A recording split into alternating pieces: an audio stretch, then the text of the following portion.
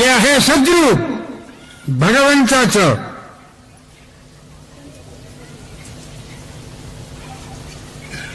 ते शिल्पकार कोण आहे? तो चिद्रूप भगवान शिव आहे.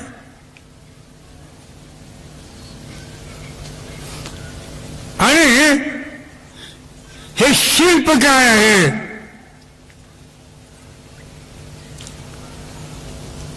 तेही आनंद रूप विश्व आहे.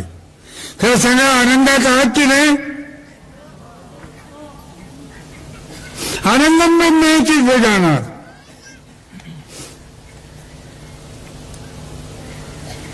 आनंदाशिवाय माणूस नाही, कोणताही प्राणी जगू शकत नाही.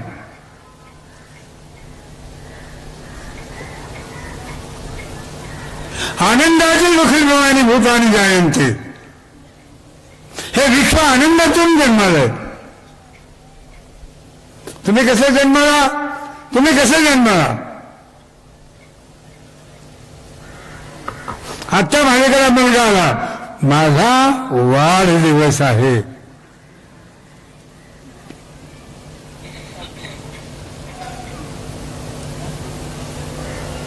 ते प्रकृतीचं विलोभनीय लोक आहे.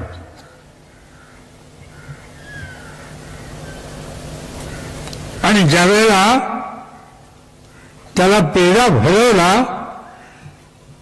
त्यावेळेला त्याचं अंतःकरण कुठं होतं, कसं होतं?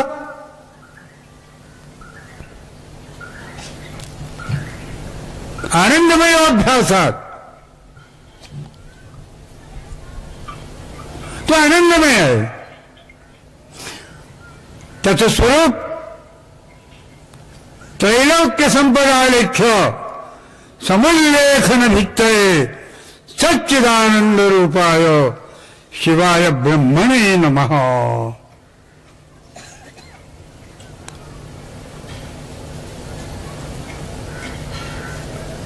आणि हे आनंद रूप विश्व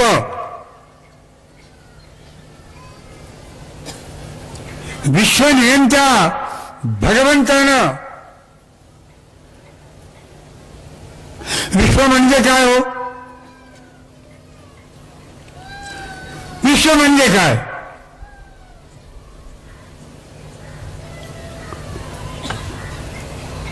विश्व म्हणजे संसार.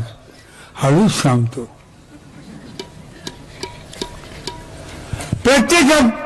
प्रत्येकाचा संसार करतो ते विश्व आहे.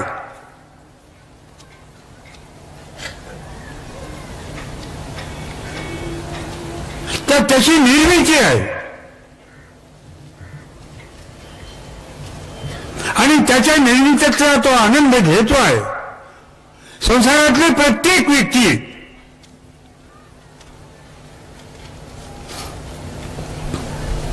आनंदाची अनुभूती घेत आहे. प्रपंच करीत असताना जरी संतांनी म्हटले कांता पुत्र नित्य देहाधी प्रपंच दिसत असे साच परी मिथ्या.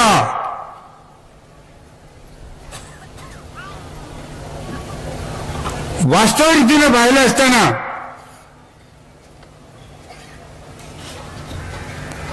प्र अधिक पंच लक्षात घ्या. हे पंचमहाभूत ज्यावेळेला चैतन्य रूपामध्ये परिणत होतात त्यावेळेला हे विश्व निर्माण होतं.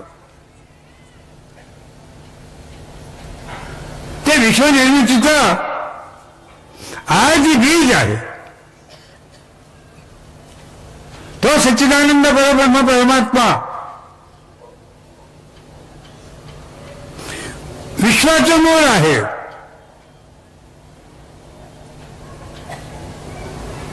यतो वायुमानी भूतानि जायन्ते येन जातानि जीवन्ति. कुठून हे विश्व निर्माण झालं?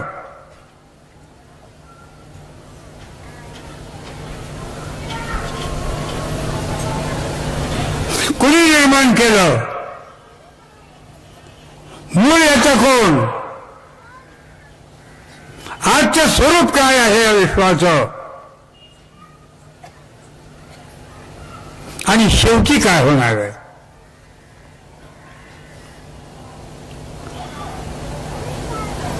शेवटी काय होणार आहे. सुंदर विवेचन या बाबतीत ज्ञानेश्वरांनी आपल्या अमृतानुभवात केलेलं आहे. मूलाग्राय मध्याय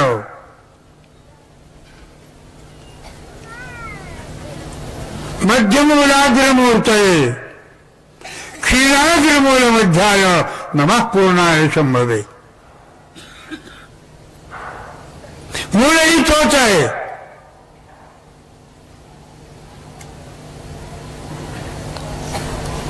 अनंत कोटी ब्रह्मांड नायक प्रभू या विश्वाचं मूळ आहे. आत्मशक्ती विकासेन शिव विश्वात्मना स्थितः.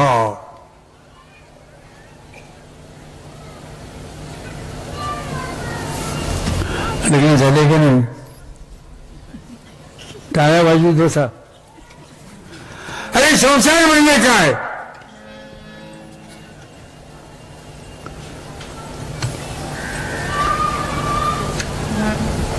या संसाराचं मूळ कोण. मध्य काय आणि अंत काय. मूला आग्राय मध्याय स्पष्ट रीतीने सांगितलं. तो सच्चिदानंद घन परब्रह्म परमात्मा आपल्या आत्मशक्तीच्या विकासानं विश्व झाला. चष्मा लावतो जरा बघतो तुमच्याकडे कुणीकडे हो. जागे वगैरे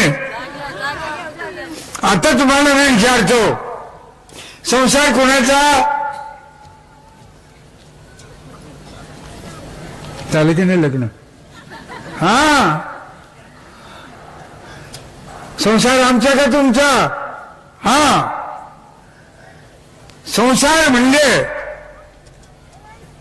शिव आणि शक्ती याचा समावेश म्हणजे संसार आहे. तो विश्वसंसार आहे. विश्वात्मकाचा विश्वसंसार आहे तो. यांना काय म्हणतात माया. बरोबर. याला काय म्हणतात ब्रह्म. माया आणि ब्रह्म ज्यावेळेला एकत्रित येतं तेव्हा जग जन्माला येतं. बरोबर आहे.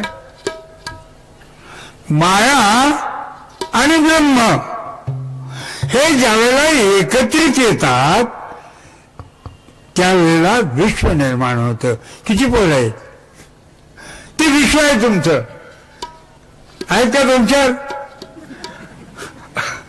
नाही दोन चार हो म्हटल्याबरोबर शासन तुमचं कट करत. पगार कर. हम दो हमारे दो. आता ते हम दो हमारे दो गेलं. हम दो हमारा एक. आता आली भानगड. पोरं सगळे पोरच झाले. पुढे काय व्हायचं. हे विश्वाचं विश्व नियंत्रण एवढं सुंदर आहे.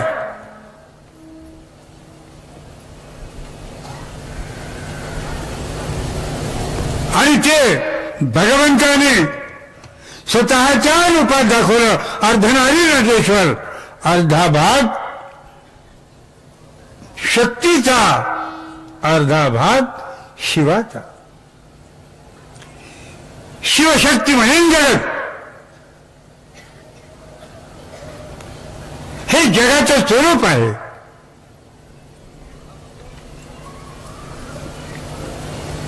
खरं सांगू शक्ती नसती तर जगत जन्माला आलं नसतं. तुम्ही नसते तर पोरं झाले असते का. तुम्ही काय केलं असतो. आणि शक्ती नसती तर विश्व जन्माला आलेलं नसतं. ती सच्चिदानंद रूपिणी आहे. यामाहु सर्व लोकानां प्रकृतिं शास्त्रपारगाः तां धर्मचारिणीं शंभो. आणि ह्याच रूप चालूच सांगतो. शक्ती महादेवासारखी झाली. आणि आपल्या मराठीतले एक म्हण माहितीये का, ज्या घरला जाशील बाळे, पुढे बोलत पुढे काय, त्या घरची शिक्षील चाळे. महादेवाच्या गळ्याला पडली, तिची सच्चिदानंद रूपिणी झाली. तिचं अस्तित्व, त्या महाशक्तीचं अस्तित्व कुंडलिनीच्या रूपात आहे. भगवंताची ती महाशक्ती कुंडलिनीच्या रूपात आहे. योग साधनेचं ते उत्कृष्ट साधन आहे. त्या शक्तीच्या बळावरच योग, शिवयोगाची साधना त्या शक्तीच्या बळावरच आहे. ती शक्ती सच्चिदानंद रूपिणी आहे. त्या सच्चिदानंद रूपामध्ये एक अद्वैतत्व आहे.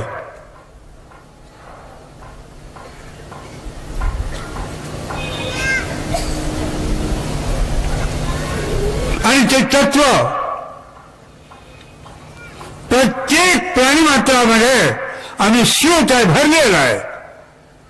आणि म्हणून म्हटलं, शंकर जरी काष्टी भरला, पिंडी ब्रह्मांडी जन्मला, अलक्ष दृष्टीने लक्षला, शंकरची शंकर. चष्मा लावा थोडा.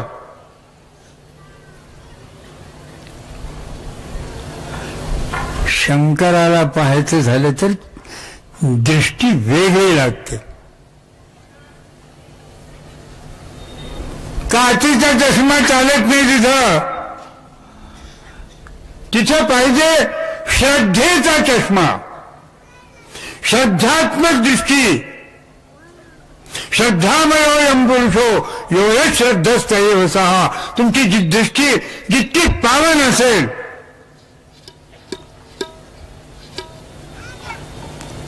जितकी मंगलमय असेल, जितकी अंतर्मुख असेल, तितकं त्या मंगलमय प्रभूचं स्वरूप त्या डोळ्याने दिसतं. श्रद्धेच्या डोळ्याने बघायचंय, भक्तीच्या डोळ्याने बघायचंय. तो एक आहे.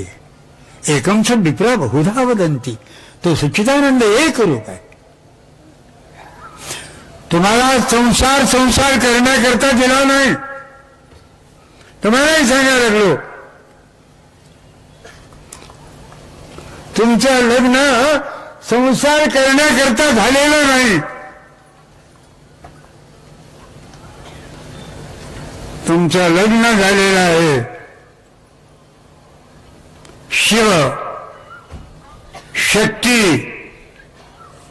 यांच्या समावेशाकरता झालेलं. आम्ही ते गेलो विसरून.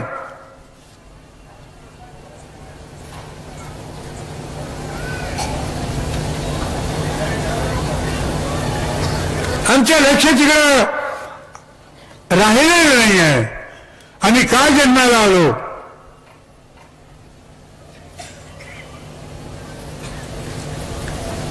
तुम्ही का जन्माला आलात?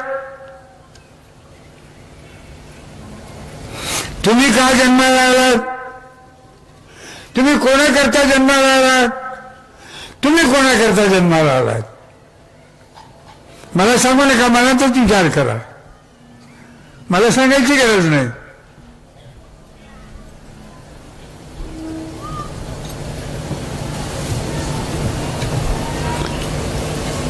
स्त्री पुरुषाकरता जन्माला आलेली, पत्नी करता तुम्ही जन्माला आलात, पती करता तुम्ही जन्माला आलात.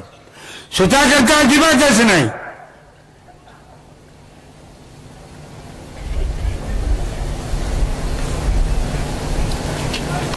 तुम्ही दोन ज्यावेळेला एकत्रित होतात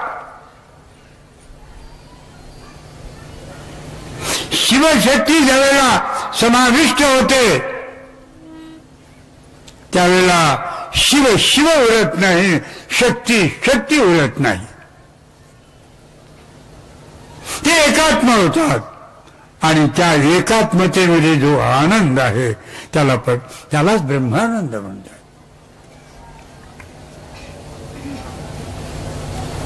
ते गेलं कुणीकडे विसरून. आता काय होईल आले सांगू का तुम्हाला. तुमचे बाप पोरं खरेदी करू लागले. करू लागलेत की नाही खरं. काय किंमत आहे तुझ्या पोराची. ते म्हणजे 10 लाख. बरं 10 लाख घे. पोरं खरेदी करू लागले. त्याला फार गोडेच नाव दिलेले काय, हुंडा. आणि ज्याला मिळवता येत नाही तेच मागतो भिकारी. हुंडा एवढा द्या तेवढा द्या. त्याला बायको सांभाळता येत नाही. स्वतःचं जीवन बायकोच्या पैशावर जगणारे माणसं ते माणसं आहेत का ते काही.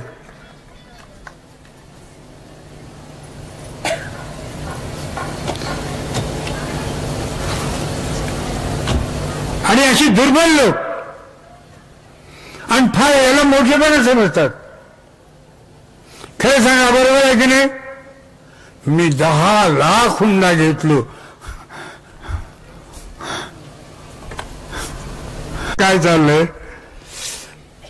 लग्न झालं जोपर्यंत हे हुशार बाई त्याला हातात घेत नाही तोपर्यंत बिलकुल त्याच्यासारखं वागायला लागते.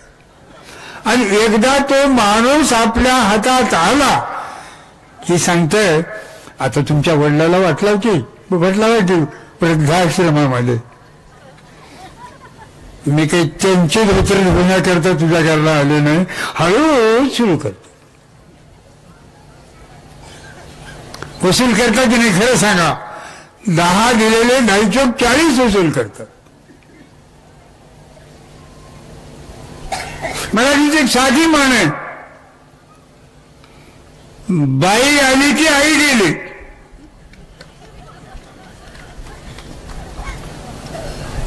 आणि म्हणून मला सांगायची तुम्हाला प्रपंच नाही, प्रपंच परमार्थ आहे.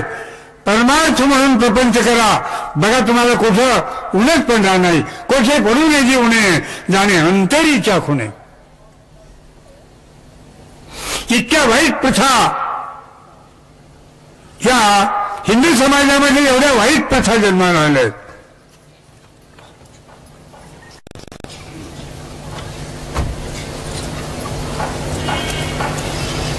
ज्याच्या योगानं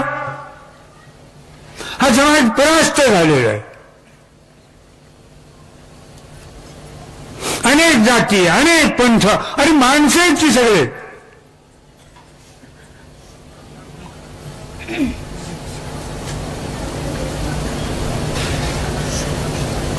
अनेक विचार आणि वास्तवापासून आम्ही फार दूर चाललो. भारतीय चारित्र्य आहे त्या चारित्र्यापासून आम्ही फार दूर चाललो. एतत् देश प्रसूताच्च सकाशात् अग्रजन्मनः संसं चरित्रं शिक्षेन पृथिव्यां सर्व मानवाः. चारित्र्य काय आहे.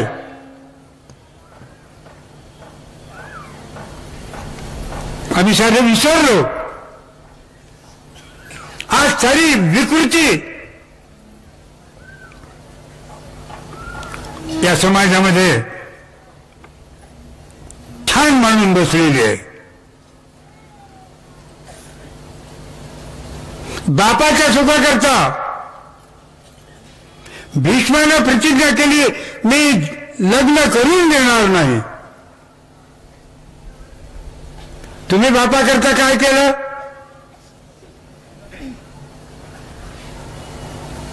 जीवनभर ब्रह्मचर्याचं पालन केलं.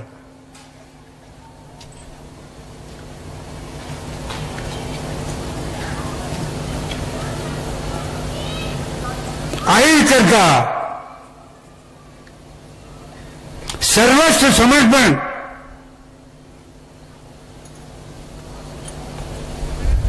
करणारे महापुरुष या देशात जन्माला आले. एक धारणा, परोपकाराय निधम शरीरम, परोपकाराकरता माझं शरीर आहे.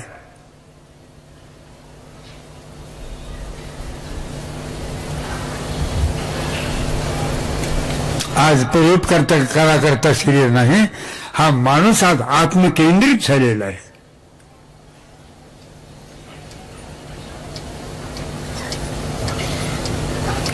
भारतीय चारित्र्यामध्ये विकृती निर्माण झाली.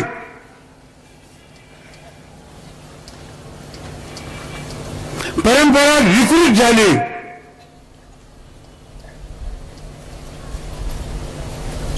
आमच्यामध्ये स्वार्थी वृत्ती पराकोटीला गेली आणि पाहतोय सामाजिक कार्य, धार्मिक कार्य, प्रत्येक कार्यामध्ये प्रत्येक माणसाची अपेक्षा असते, मला काय मिळते, काय मिळवण्याकरता तुम्ही आलात. जे मिळवायचंय तिकडे बघा.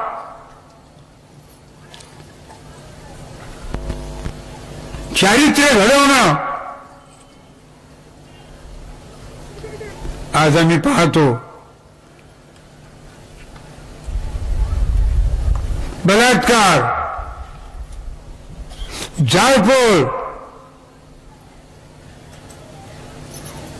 जो काही अन्याय स्त्रीवर घडलाय त्याला जबाबदार कोण?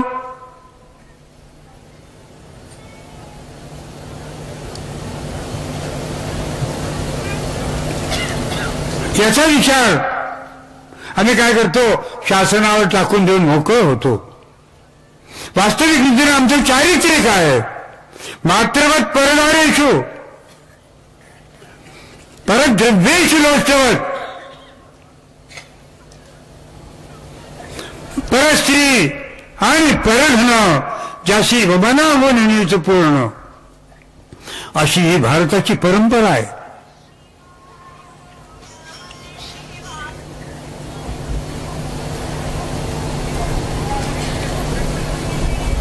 कसं शुक्राचार्याकडं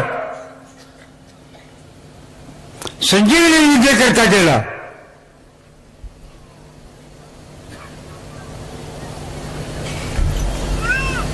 संजीवनी विद्या मिळवली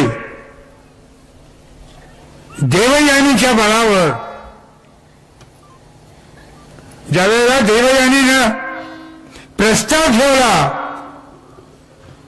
विवाहाचा, त्यावेळेला कश काय म्हणतो, तू माझी गुरु बहीण आहेस, बहिणीबरोबर विवाह होऊ शकत नाही. आज चिठ्ठी जाणं गायक आजच्या पुरुषात.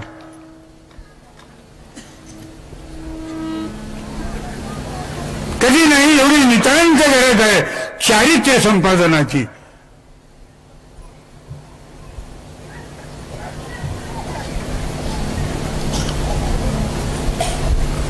छत्रपती शिवाजींचं उदाहरण आहे. शिवरायाजवळ सरदारांनी एक सुंदर यवनाची स्त्री आणून उभं केली. शिवराय काय म्हणतात, खरोखरच अशी जर माझी आई एवढी सुंदर असती तर मी किती सुंदर झालो असतो. ही आहे का धारणा?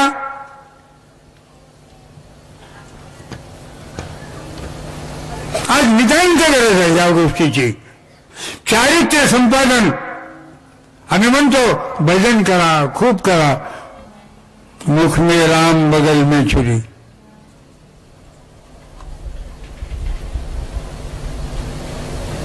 ही अवस्था परिवर्तित झाली पाहिजे.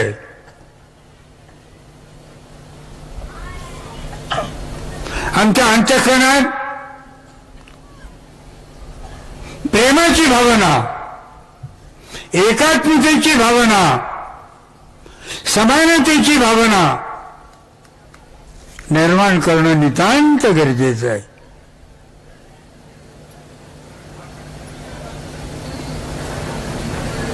कालो वा कारणं राज्ञं राजा वा कालकारणं.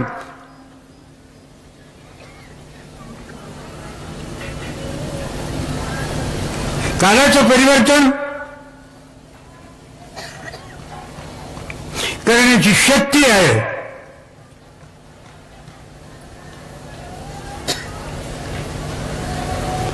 आणि कालाला अनुसरून माणसाच्या व्यक्तिमत्वाची जडणघडण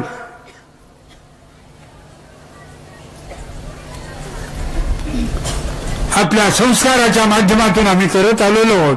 आणि ती परंपरा अक्षुण्ण रीतीनं चालू ठेवणं नितांत गरजेचं आहे. भक्तीच्या माध्यमातून भगवंताचा साक्षात्कार हा एकात्म दृष्टीनं ते ध्यान योगानुगता अपक्षण देवात्मशक्तीं सुगुणैः गुणाम. त्या आत्मशक्तीचा साक्षात्कार प्रपंचाच्या माध्यमातून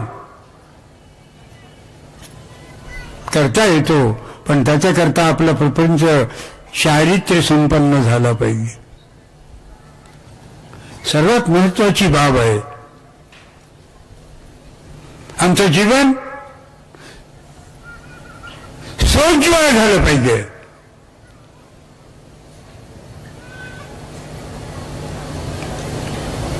माणसाच्या विषयी माणसाच्या अंतःकरणात आपुलकीची भावना निर्माण झाली पाहिजे.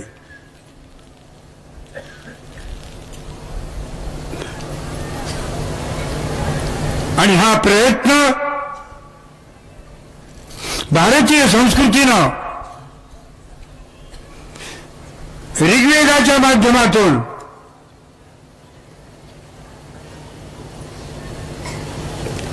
उपनिषदांच्या माध्यमातून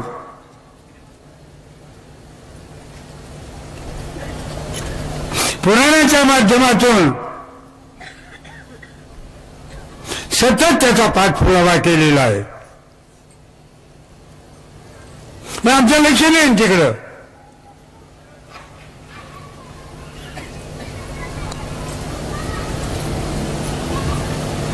जे भारतीय आर्ष वाङ्मय आहे, संत वाङ्मय आहे,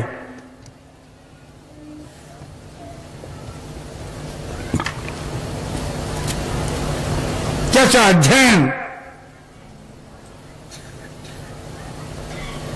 त्याचा अभ्यास तर दूरच. पण मी तुम्हाला विचारतो, वेदाची पुस्तकं तरी तुम्ही बघितलेत का?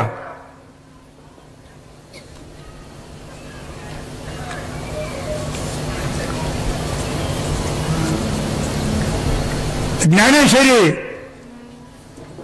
परमरहस्य ग्रंथ, संतांचं वाङ्मय किती लोकांनी अभ्यास केलेला आहे.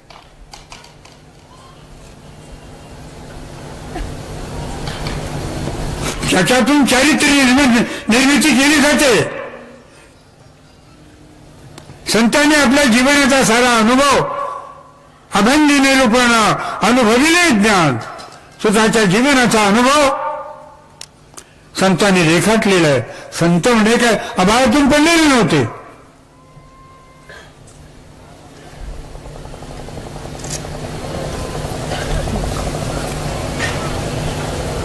भगवंताची भक्ती करायची तर अगोदर आम्ही निर्मळ झालं पाहिजे, स्वच्छ झालं पाहिजे. जहां काम तहां राम नहीं है. ज्या ठिकाणी चित्त विषयासक्त झालेलं आहे त्या ठिकाणी भगवंत येऊ शकत नाही. आणि म्हणून आपले दैनंदिन जीवन, आपलं दैनंदिन जीवन निर्मळ झालं पाहिजे.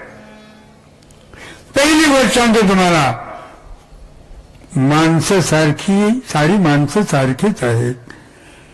कोणीही कोणाचा द्वेष करू नये.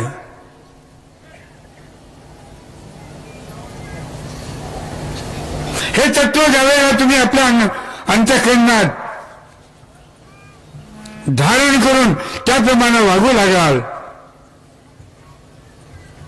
त्यावेळेला तुमच्या जीवनाची एक पैलू अत्यंत पावनाशी होते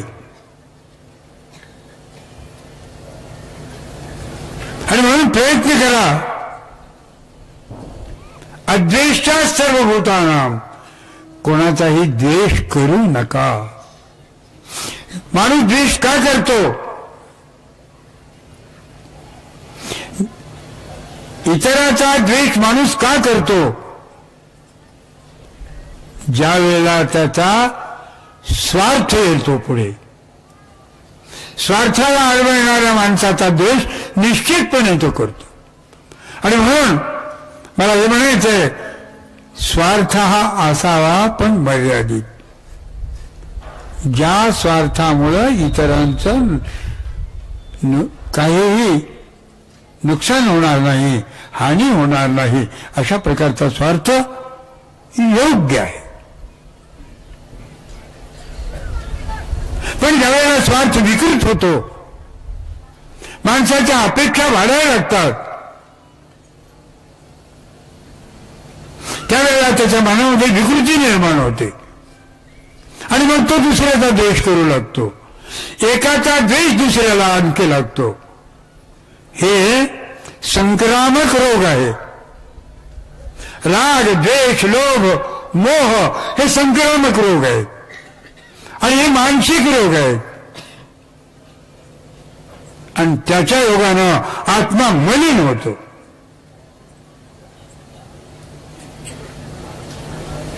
आपला आत्मा स्वच्छ, पवित्र, निर्मळ असावा.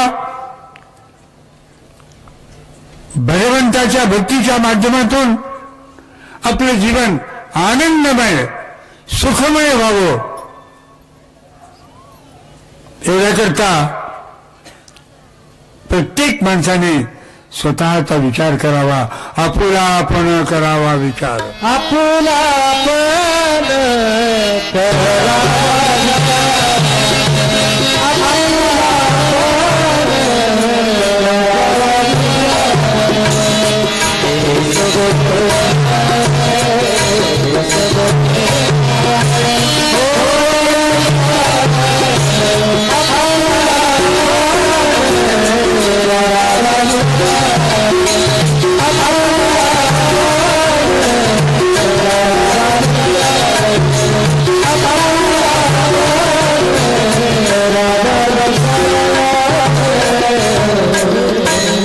प्रत्येकाने स्वतःचा विचार करावा. मी कुठं आहे? मी काय करतो आहे? मी काय बोलतो आहे? मी काय खातो आहे? त्याचा परिणाम माझ्यावर काय होतो आणि पुढच्या माणसावर काय होतो? हा विचार आहे.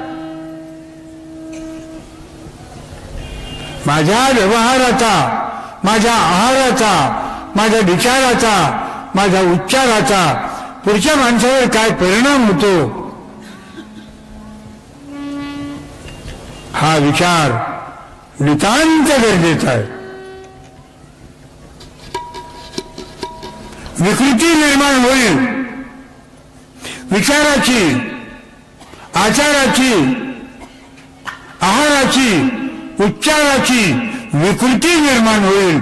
याच्याकडे लक्ष देणं नितांत गरजेचं आहे.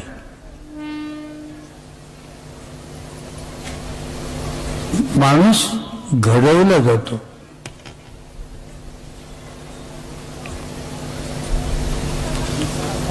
आणि ती घडवण्याची प्रक्रिया अतिशय सोपी आणि अतिशय सुंदर आहे. माणूस घडवण्याची प्रक्रिया अतिशय सोपी आणि अतिशय सुंदर आहे. तिकडे लक्ष नाही कोणाचं.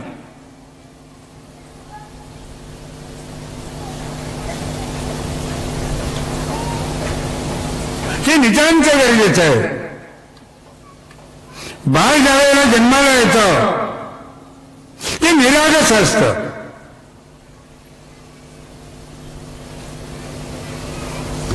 त्याच्यावरती कुठलेच संस्कार नसतात.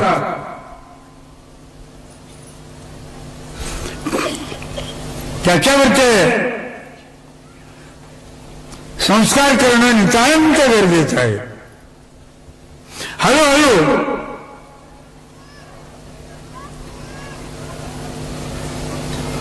लेकरावरती जे संस्कार केले जातात त्या संस्काराच्या माध्यमातून येणाऱ्या जीवाच्या चारित्र्याचं जडणघडण व्यवस्थित रीतीनं होऊ लागतं. आणि म्हणून मला म्हणायचंय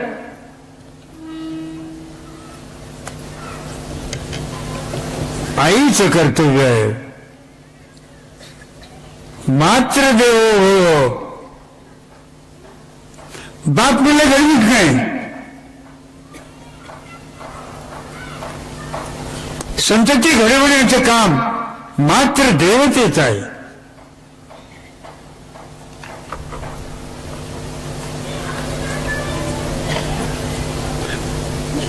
बालपणी बालांचे कोमल तरुतुल्य बुद्धी वाकेल घेईल ज्या गुणाला तो गुण मतिविष्णूनेही फाकेल.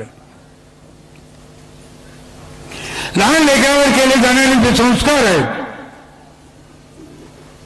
त्या संस्कारातूनच आजचा युवक, आजचा बालक, आजचा युवक, आजचा तरुण घडवला जातो.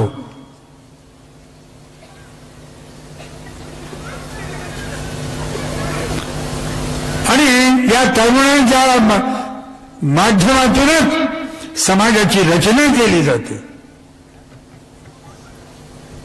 समाजाचा समूह हा म्हणजेच राष्ट्र आहे. अर्थात राष्ट्राची जडणघडण मात्र देवतेवर अवलंबून आहे. आईच्या चारित्र्याला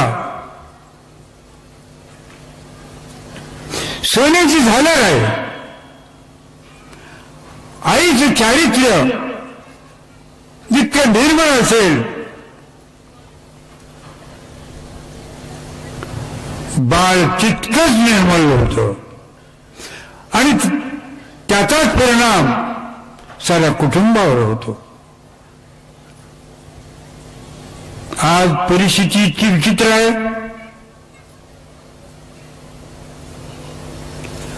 आम्ही आमच्या मुलीकडं लक्षच देऊ शकत नाही आणि कधी नाही एवढा आजचा हा भारतीय माणूस पैशाचा गुलाम झालेला आहे. अर्थस्य पुरुषो दासः असं महाभारत काळी भीष्माने म्हटलेलं होतं. ते वाक्य आज खरं झालेलं आहे. आजचा माणूस पैशाच्या पाठीमागे लागलेला आहे. पैसा मिळवण्याकरता सत्तेच्या पाठीमागे लागलेला. सत्ता आणि पैसा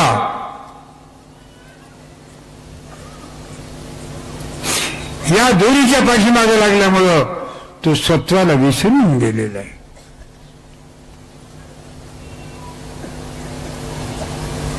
आणि म्हणून मला म्हणायचंय आज मी तुम्हाला फक्त 3च गोष्टी सांगणार आहे. पहिली महत्वाची गोष्ट आहे स्वतःकडे पहा.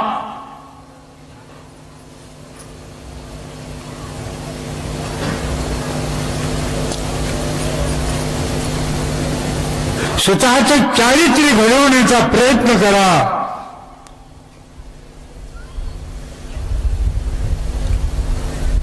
आपल्या जीवनामध्ये आलेली विकृत मनोवृत्ती निर्मळ करण्याचा प्रयत्न करा. माणसाला माणूस समजा आणि माणसाबरोबर माणसासारखं वागण्याचा प्रयत्न करा. दुसरी एक महत्वाची गोष्ट सांगतो, साऱ्या माणसाची एकच जात आहे, तो म्हणजे माणूस. हे जाती जातीचे कोळवळे माणसाला माणसापासून दूर घेऊन चाललेले आहेत. मी नेहमी सांगत आलो, समुद्र मंथनातून 14 रत्नाबरोबर विषयी निघालं, तसं लोकशाहीच्या मंथनातून अनेक चांगल्या गोष्टी निघाल्या, त्याबरोबर जातीयवादाचं विषयी निर्माण झालं. आणि आज इतकी विकृती झालेली आहे,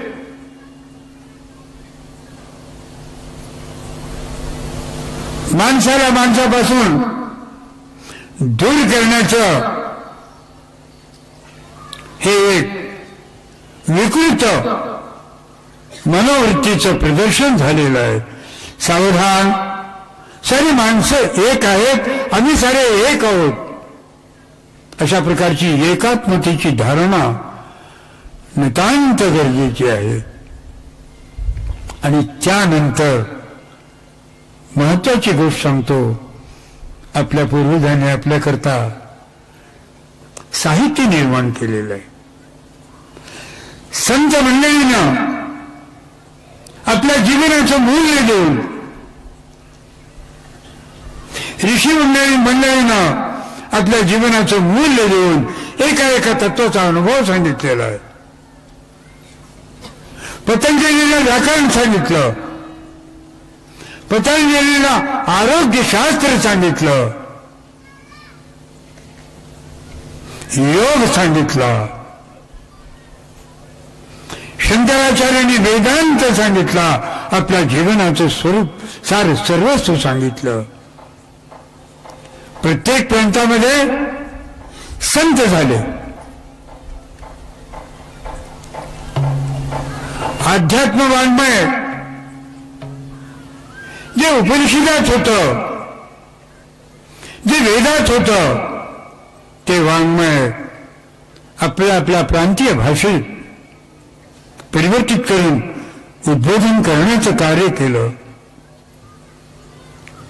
महाराष्ट्रामध्ये ज्ञानेश्वरापासून बसवेश्वरापासून पन्नास स्वामीपर्यंत जे अनेक संत झाले, त्यांनी वाङ्मय निर्माण केलं, जीवनाचा आदर्श दाखवला. साधनाचे हेच दोन्ही, साधा तरी भक्तजनी, पर द्रव्य परवणारे याचा विचार होतो.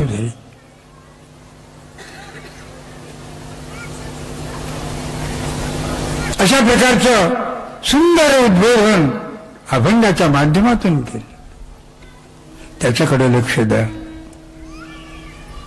आपोआपच अध्यात्म संत वाङ्मय जर तुम्ही पाहू लागलात, तर निश्चितपणे मी सांगेन तुम्हाला की तुमच्या आचार, विचार, उच्चार आणि व्यवहाराचं परिवर्तन झाल्याशिवाय राहणार नाही. अधिकात अधिक वेळ प्रपंचाला द्या. त्याबद्दल मला काही म्हणायचं नाही. प्रपंच करावा नेटका, परमार्थ पहावा विवेका.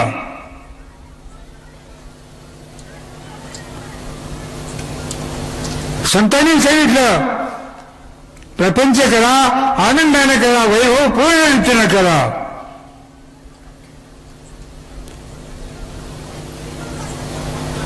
नीतिमत्तेने युक्त असा प्रपंच करा आणि परमार्थ जो आहे त्याचा विचार करा. परमार्थ पहावा विवेका.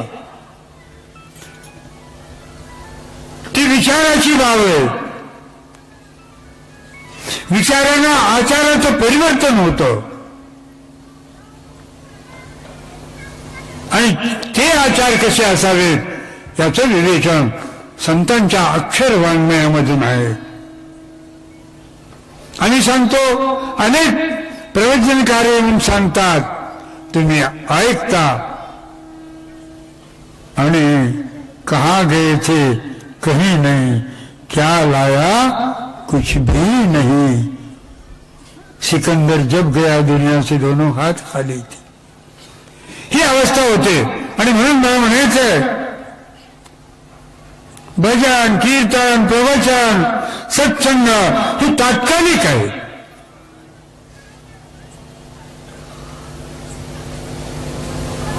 पण संत वाङ्मय हे सातत्यानं चालणार आहे. मी नेहमी म्हणत आलो,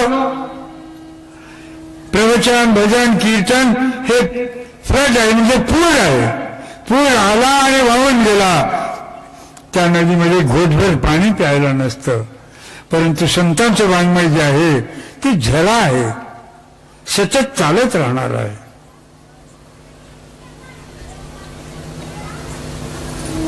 आणि म्हणून मला सांगायचंय, थोडं संत वाङ्मयाकडे लक्ष द्या. स्वतःला सावरा. खासकर फार मोठ्या मोठ्या माणसांना सांगतो,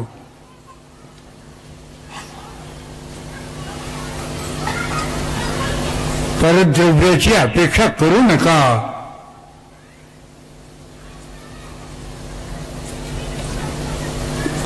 आज हुंड्याच्या नावावर जे काही चाललंय, हुंडाबळीच्या नावावर जे काही चाललेलं आहे, हे समाजाच्या विकृत मनोवृत्तीचं प्रदर्शन आहे.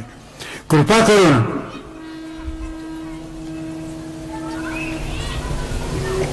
स्वतःकडे बघा.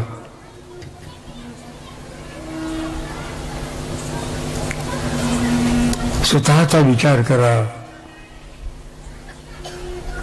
माझं कुठे काही चुकतंय का? आणि खरं सांगतो, ज्याला स्वतःची चूक समजली तो संत.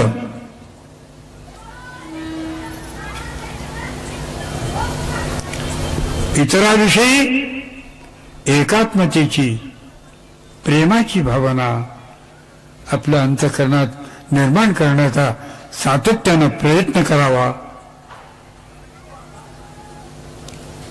मी आता 3 गोष्टी सांगितल्या. प्रपंच जरूर करा, व्यवस्थित रीतीने करा, चारित्र्य संपन्न होऊन करा. कोणी तुमच्याकडे बोट दाखवणार नाही अशाप्रमाणे तुमचं वागणं पाहिजे. दुसरी गोष्ट, सामान्य माणसाविषयी प्रेमादराची भावना ठेवा. कोणाला आपल्यापेक्षा लहान किंवा हीन समजू नका. आणि शेवटी संत वाङ्मयाचा अभ्यास करून आपले जीवन कृतार्थ करून घ्या. ओम शांती.